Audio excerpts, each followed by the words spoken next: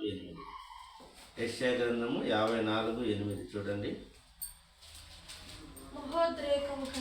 మహోద్రేహము కలిగి నిమిషమాత్రం నీకు విముఖుడు లేచిని, నిత్యమైన కృపతో నీకు వాత్సల్యమును చూపుదును అని నీ విమోచకుడగు యెహోవా సెలవిచ్చుచున్నాడు.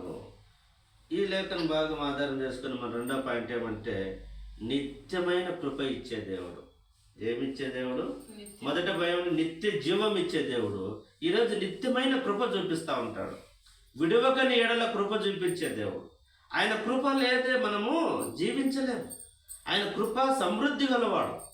ఆయన నిత్యమైన కృప ఇచ్చును. చూడండి, మహోద్రేహము కలిగి నిమిషమాత్రము నేను నీకు విముఖుడనైతిని. కోపం కలిగినప్పుడు యేసుక్రీస్తు పగులు వారిని సిలువలో ఎంత ఇచ్చిపెట్టినంట? 1 నిమిషం వదిలిపెట్టినంట.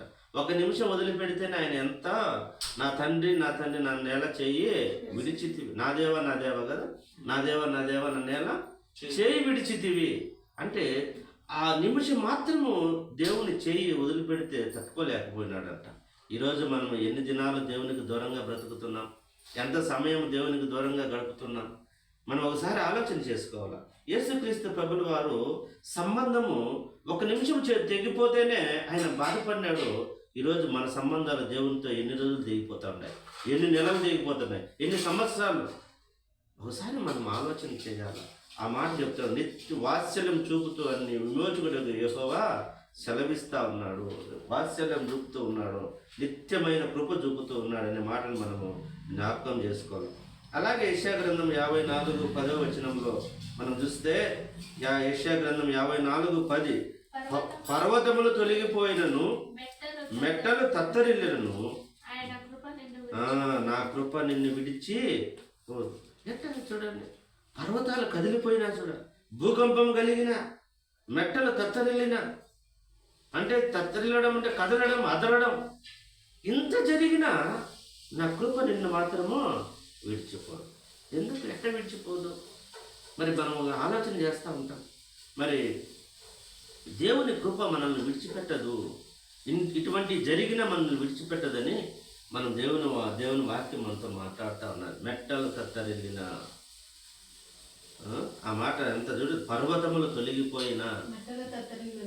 ఇక చూడండి, ఇంత గొప్ప వాత్సల్యంతో దేవుడు ఎంత కృప చూపిస్తాడంటే, మీరు అవన్నీ జరిగినా నేను మాత్రం మా కృప నిన్ను విడిచిపోదు అని మరి దేవుడు మనతో మాట్లాడుతూ ఉన్నాడు. కాబట్టి దేవుని ప్రియ సంగమ ఒకసారి మనం జ్ఞాపకం చేసుకోవాలా.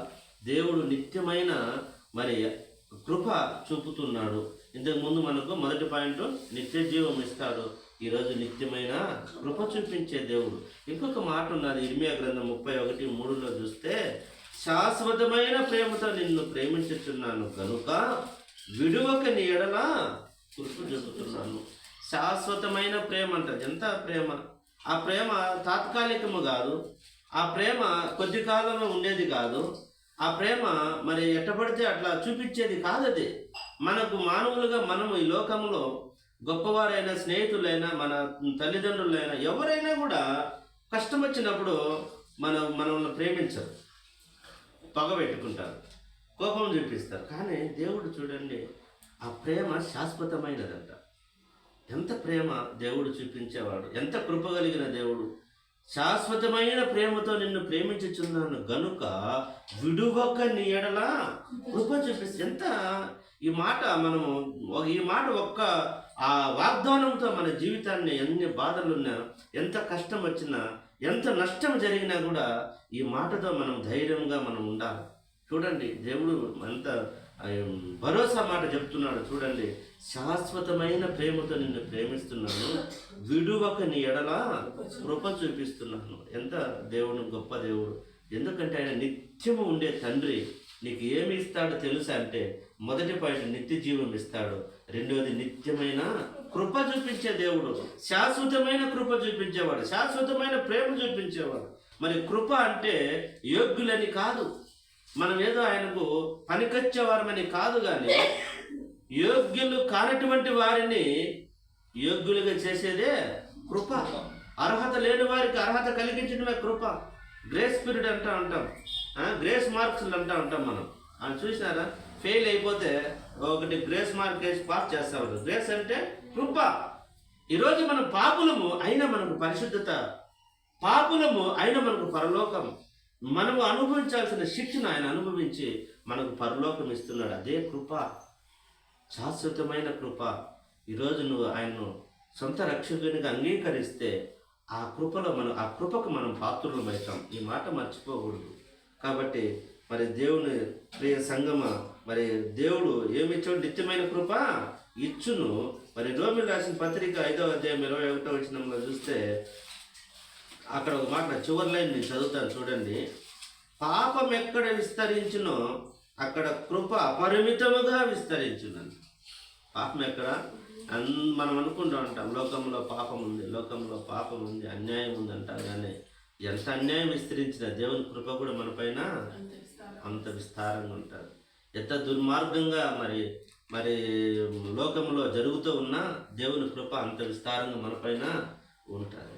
ఆ మాట చెప్తున్నాడు. పాపం ఎక్కడ విస్తరిస్తుందో ఆయన కృప కూడా అంత విస్తారంగా ఉంటుంది. ఈరోజు మనకు దేవుడు విస్తారమైన కృప చూపించే దేవుడుగా ఉన్నాడు. మనకు భయపడకూడదు. ఎందుకంటే మనకు ఎంత కష్టం వస్తుందో అంత కృప కూడా ఇస్తాడు. ఎందుకు? ఆయన ఒక మాట అంటాడు. మరి అపోస్తలుడైన పౌలు ఆయనకు ఏదో నా హృదయంలో ఒక ముళ్ళు ఉన్నది అని, నా శరీరంలో ఒక ముళ్ళు ఉన్నది, వేదన పడుతున్నానని 3 సార్లు ప్రార్థన చేశాడంట. 3 సార్లు ప్రార్థన చేస్తే ఆయనకి ఏం జవాబు వచ్చింది? నా కృప నీకు చాలు. నా కృప చాలిపోయా. నీ బాధ అట్టే ఉంటుంది, నీ ముళ్ళు అట్టే ఉంటుంది, నీ ఇబ్బందులు అట్టే ఉంటాయి. నా కృప దానికంటే గొప్పది కాదా? నీ నీ నీ అనారోగ్యం కంటే నా కృప గొప్పది కాదా? నీ పేదరికం కంటే నా కృప గొప్పది కాదా? నీకున్న సమస్యల కంటే నా కృప గొప్పది కాదా? అవట్టే ఉంటాయి. కృప ఆవరిస్తుంది. కృప చూపించే దేవుడుగా ఉంటాడు. ఈరోజు నీకు కాళ్ళ నొప్పులు ఉన్నాయి, ఏదైనా సమస్యలు ఉన్నాయి, మరి దేవుని పరిచర్యకి పోవాలంటే నొప్పి పెట్టే ఉంటుంది, కానీ నీకు పోయే శక్తి దేవుడు ఇస్తూ ఉంటాడు, నడిపిస్తూ ఉంటాడు. కాబట్టి కృప ఉంటుంది. ఆ మాట ఉన్నది, నా కృప నీకు చాలునని. అది 2 కొరింథీ 12:9 అనుకుంటా. చదవండి. 2 కొరింథీ 12:9. 2 కొరింథీ 12:9లో మాట్లాడు. ముమ్మారు ప్రార్థన చేసి అందుకు నా కృప నీకు చాలును, బలహీనత యందు నా బలము, నా శక్తి పరిపూర్ణమగుచున్నది.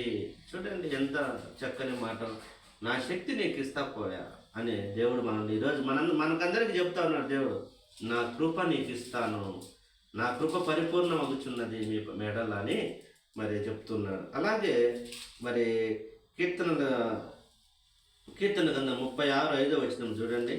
కీర్తనలు 36:5 వచనంలో ఆయన కృప ఎటువంటిదో, ఎంత ఉన్నతమైనదో చూడండి. అక్కడ కీర్తన 36:5, యెహోవా నీ కృప ఆకాశం అంటుచున్నది, నీ సత్య సందత్వము ఎంత కృప అంట ఆయన్ని ఆకాశాన్ని అంటుతుంది. అంత కృప పాత్రలో మనం ఈరోజు అటువంటి కృపలో ఇవన్నీ మనకు లెక్కలేనట్లు, ఇవన్నీ సమస్యలు, ఇవన్నీ ఆకాశం, నీ కృప ఆకాశం అంటుతున్నది. ఎంత దేవుడు, ఎంత మెండైన దీవెనలు, ఎంత మెండైన కృప మన పైన ఉన్నదో ఒకసారి మనం ఆలోచన చేసుకోవాలి. మనం ఎంత ధన్యులు. అందుకే యెహోవా దేవుడుగా గల జనులు ధన్యులంట. అసలు మనకి ఏమున్నా లేకపోయినా ఆ దేవుణ్ణి ఆరాధించడమే మన ధన్యకరమైన జీవితం. దానికి మించింది ఇంకా లేదు. యెహోవా దేవుడుగా గల జనులు ధన్యులు. ఈరోజు ఈ ఉదయకాలంలో దేవుడు మనతో మాట్లాడుతున్నాడు. మరి నిత్యము ఉండే తండ్రి మనకు మొదటిగా నిత్య జీవం ఇస్తాడు, రెండోది నిత్యమైన కృప ఇస్తాడు. మరి అలాగే యెషయా గ్రంథము 51:11 3వ పాయింట్ చూసుకున్నాము. యెషయా గ్రంథము